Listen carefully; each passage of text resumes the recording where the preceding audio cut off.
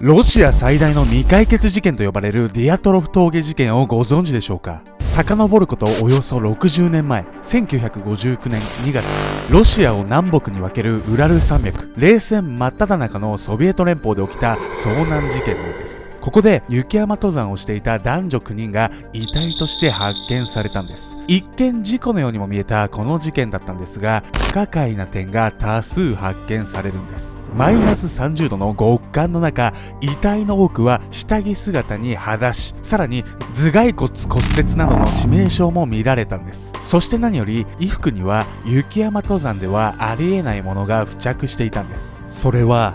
放射能だったんです。ロシア最大のミステリーとされる遭難事件、ディアトロフ峠事件。なぜ事件から60年も経つ今、様々な憶測が流れるのか。そこには罪なき男女9人を悲劇へ陥れた凶悪な陰謀があったんです。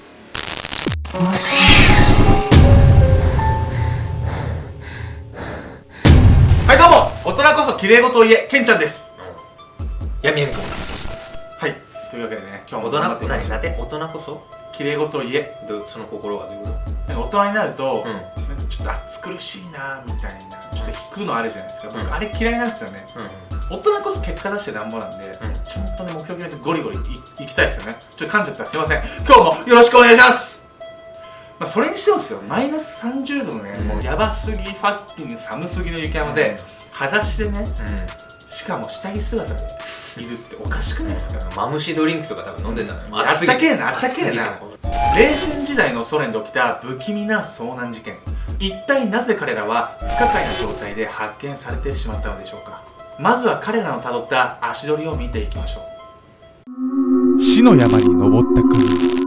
1959年1月23日、ウラル工科大学の学生10人のグループがウラル山脈のオトルテンという山に登るために出発しました。そのルートは極めて難易度が高いものだったんですが、グループのメンバーは全員が登山経験豊富、その計画自体に問題があるとは思われていなかったんです。一行は列車とチャーターしたトラックを乗り継ぎ、1月25日にオトルテンまでの最後の有人集落に到着。そして1月27日、目的地のオトルテン山に向け出発したんですが、直後にメンバーのユーリー・ユーディンが持病のリウマチの赤から離脱。2月1日、一行は9人でオトルテン山に続く渓谷へと進むんです。しかしここで彼らを悲劇が襲うんです。渓谷へ向かう途中のこと、突如強烈な吹雪が彼らを襲ったんです。立ち往生するわけにもいかず、一行はそのままオトルテン山へ向けて進んでいきます。しかし吹雪で視界は最悪。彼らは知らぬ間に進む方向を誤っていたんです。その結果、一行が登り始めてしまったのはオトルテン山の南側にあるホラート・シャフイルという別の山。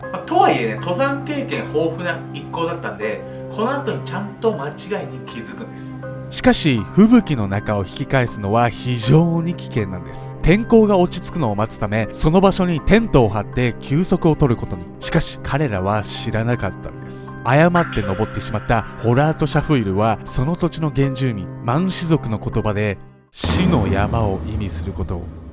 死の名前を付けられ、原住民から恐れられてきた山に迷い込んだ登山家一行。そして彼らの足取りはこの日を最後に一切途絶えてしまうんです。いや、これもう死んだってこと？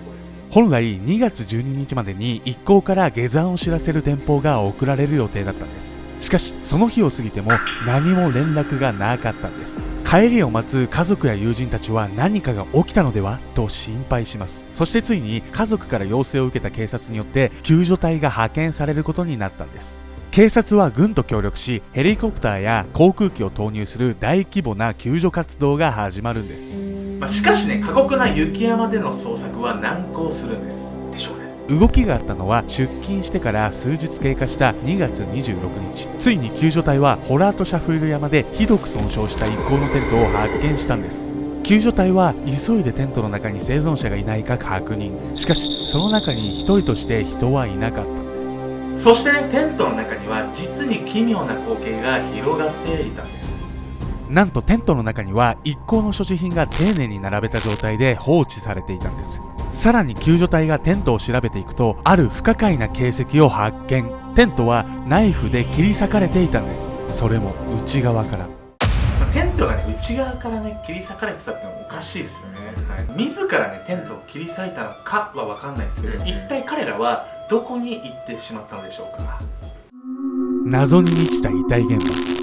救助隊がテントの周辺を捜索すると、一行のものと思われる複数の足跡を発見。救助隊は足跡をたどって森の外れの大きなヒマラヤ杉の下までやっていくと、ついに登山メンバーを見つけることができたんです。発見したのはユーリー・クリボニシェンコとユーリー・ニコラエビチの2人の投資隊。しかし悲劇はこれだけでは終わらないんです。翌日ヒマラヤ杉とキャンプ地の間でジナイダ・コルモゴロワ、ルステム・スロボディン、そしてディアトロフ峠事件という呼び名の由来となるリーダーのイーゴリ・ディアトロフの3人の投資隊を発見。これでね現時点で行方不明9人のうち5人が見つかったことになるんです。ただの遭難かと思いきや、これらの遺体には実に不審な点があったんです。なんと5人の遺体は全員が薄着だったんです。いやもう意味わかんねえわ。さらに最初の2つの遺体に至っては下着に裸足という信じられない姿で倒れていたんです。実は救助隊が辿っていった足跡も大半が靴下や裸足のものだったんです。こうして5名の遺体は発見されたんですが、残りの4名の捜索は難航を極めたんですね。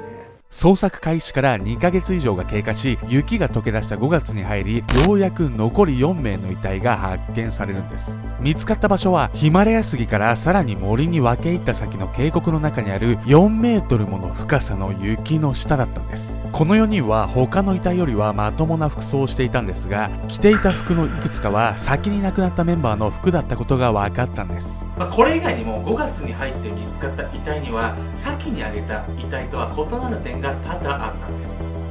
5月に入って見つかった4体の遺体のうち、チボブリニョールの遺体は頭蓋骨骨折、リュドミラ・ドゥビニナとセミョン・ゾロタルフの両名は肋骨をひどく骨折していたんです。さらにドゥビニナは眼球と舌を喪失しているなど3名は重傷を負っていたことが検視で判明。しかもそれは交通事故の衝撃に匹敵するんです。つまりこの状況下からこの3名の遺体は何者かに殺されていたんです。先に見つかった5人の遺体は衣服などに不審な点があったとはいえ、雪山での凍死という自然なものだったんです。しかしこの4人は明らかに別の誰かから受けた暴力により致命傷を負い亡くなっているんです。加えて遺体の着衣からは雪山での遭難ではあまりに不自然な異常な濃度の放射能まで検出されたんです。謎の下着姿に謎の致命傷、そして謎の放射能汚染。ただのね雪山遭難とは思えないこの状況なんですけど、一体彼らに何が起こったというのでしょうか。簡単に想像できないよね。こんなにもね謎に満ちた事件なんですが、捜査当局は一体どんな結論を出したのでしょうか。恐るべき国家の隠蔽。まず捜査当局はテントを内側から切り裂いた形跡から彼らが何かによって極度のパニック状態になり服を着たまま逃げ出したと推測。そしてその何かとは現地住民のマンシ族であると予測したんです。つまりマンシ族の土地に侵入した一行を襲撃して殺害したという説。また事件当日に現場付近の上空に飛行する奇妙な球体を見たという多数の目撃情報から宇宙人に襲われたという説。これらのように現実味のない説も流れるんですが、いずれも信憑性はなかったんです。さすがにちょっとこれオカルトすぎて信じられないですよね。これはこの後現実的な推測として、当日テントが雪崩に襲われパニックに陥った一行がテントを切り裂き慌てて逃げ出したという説も唱えられたんです。雪崩から逃げる途中で5人は凍死し、残りの4人は助けを求めて歩き回った結果誤って渓谷に落下し骨折などの致命傷を負ったと考えられたんです。また遺体の多くが下着だったのも極度の寒さによる矛盾脱衣で説明がつくと言われているんです。この矛盾脱衣とは、あまりに極寒の環境になると感覚が狂って強烈な暑さを感じ衣服を脱ぎ始めてしまう現象のことなんです。こう見るとこのね雪崩説ってのが、一番現実的な説なんじゃないかって思えますよね。でも放射能とかね、よくわかんないことまだあるわよ。しかし検証の結果、事件当日に雪崩が起きた確かな痕跡はなかったんです。当然家族は何らかの事件の可能性を捜査当局に訴えます。しかし捜査当局が下した結論は、抗いがたい自然の力によって死亡したと到底納得がいくものではなかったんです。こうして最後の遺体発見から1ヶ月も経たないうちに捜査が打ち切り、テントからメンバーたちの足跡がはっきり残っていたこと、遺体の眼球や舌の喪失、衣服に付着した放射能などど説明がつかない点も多く残っているんです。しかしこれらの謎を残したまま事件の捜査は終了したんです。しかし事件発生から30年以上の時が流れた1990年、ある一つの説が浮上してくるんです。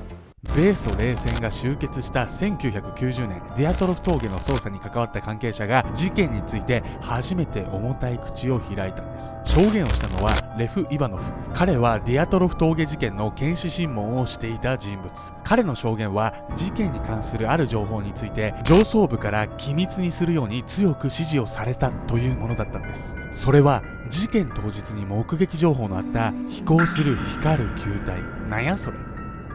実はね、この光る球体こそがこの事件を解く鍵なんです。ダメだこれ。ディアトロフ峠事件は当初から単なる遭難事件とは思えないほど軍やソ連当局が深く関与していたんです。事件の捜査資料は捜査の終了と同じタイミングで機密文書扱いに指定。いや気になる。イバノフの証言と同じ1990年にやっと公開されたんですが、いくつかの資料は抜かれているなど情報が隠蔽され続けている形跡があったんです。また当局は事件が発生した地域を3年間にわたり立ち入り禁止としていたんです。これもう私たちも言うから立ち入り禁止区域じゃん。いかにも怪しいね。そうですよね。実はね、このディアトロフ峠っていうのは結構ね、ある特徴的な場所にあったんですよね。ディアトロフ一行が最後にテントを張った場所はある2つの施設に通じる道の途中に位置していたんです。それはミサイル発射場と核実験場。ミサイル発射場は正式名称はバイコヌル宇宙基地といい、もともとは周辺住民にはスポーツ競技用のスタジアムと偽って建設されていたんです。さらにもう一つの核実験場も冷戦時代にソ連軍の核実験が繰り返された施設だったんです。このことによりディアトロフ一行の遺体の不審な点についてこんな新たな説が浮上したんです。それはミサイル実験説。つまり一行がテントを張った場所は国家レベルの軍事機密があった場所だったんです。つまりディアトロフ一行は誤って入ってしまった最高機密エリアで行われていたミサイル実験に巻き込まれ殺されてしまった可能性があるんです。そしてね、このミサイル説を裏付けるかのように、このディアトロフ峠事件の裏でもう一つのある事件が起きていたんです。ディアトロフ峠事件翌年の1960年、バイコヌール宇宙基地で大陸間弾道ミサイルの打ち上げが失敗。その事故によって100人以上の犠牲者が出てるんです。これがネジェーリンの大惨事と呼ばれる事故。しかしこの事件もソ連当局は飛行機事故と発表し徹底的に隠蔽。冷戦が終結した1989年になりようやく事実を認めたんです。これらの事実から導き出されるディアトロフ峠事件の結論、それは事件当日の夜に目撃された飛行する光る球体は軍事実験用のミサイルであり、発射されたミサイルが死の山ホラートシャフイドに直撃。その衝撃によってテントで寝ていたメンバーたちはパニックに陥り外に逃げ出したと推測されるんです。ただこの説でも遺体の目や舌が抜き取られていた理由などは説明がつかないんです。しかしね、未だにね謎がね残り続けるこの事件なんですけど、去年のね2019年にまだちょっと新たな展開があったんですよね。めちゃくちゃ直近ね、直近ね、噛むなお前、噛むな、俺より噛むなお前。2019年2月、ロシア検察はディアトロフ峠事件を再調査していることを明らかにしたんです。しかしロシア検察は事件に関しては政府の隠蔽を否定し、雪崩、強烈な嵐、雪の塊のいずれかが原因であるという自然の力説を崩していないんです。これに対して同年6月、遺族たちによるディアトロフ財団は会見を開き、雪崩はありえない、政府は国民を騙していると反論し、事態は収束しそうにないんです。すべての疑惑が解き明かされ、遺族たちが悲しみから解放される日はやってくるのでしょうか。はい、というわけでですね、皆さんね、世の中にいろんな謎があるんですけど、僕たちがねいろんな謎を抱えてるんですけど、まず一つはなんでみんなそんな優しいの。こう概要欄にファンレターとかね、プレゼント送り先ちょろって書いてるんですけど、やっぱちゃんと送ってきてくれる人いて優しいわよね、ほんと、あったかくなっちゃう。もうね、ありがたいっすよ、ほんと皆さん。ほんといつもね、応援ありがとうございます。本当に僕たちもらったもんね、一つ残らずね、使わせていただいております報告です。せっかくもらったんで、ちょっと一通一通ね、お手紙の返事とか書けてないんですけど、ちょっと動画を通じてお返事ということで、本当に皆さんありがとうございます。チャンネル登録と高評価よろしくね。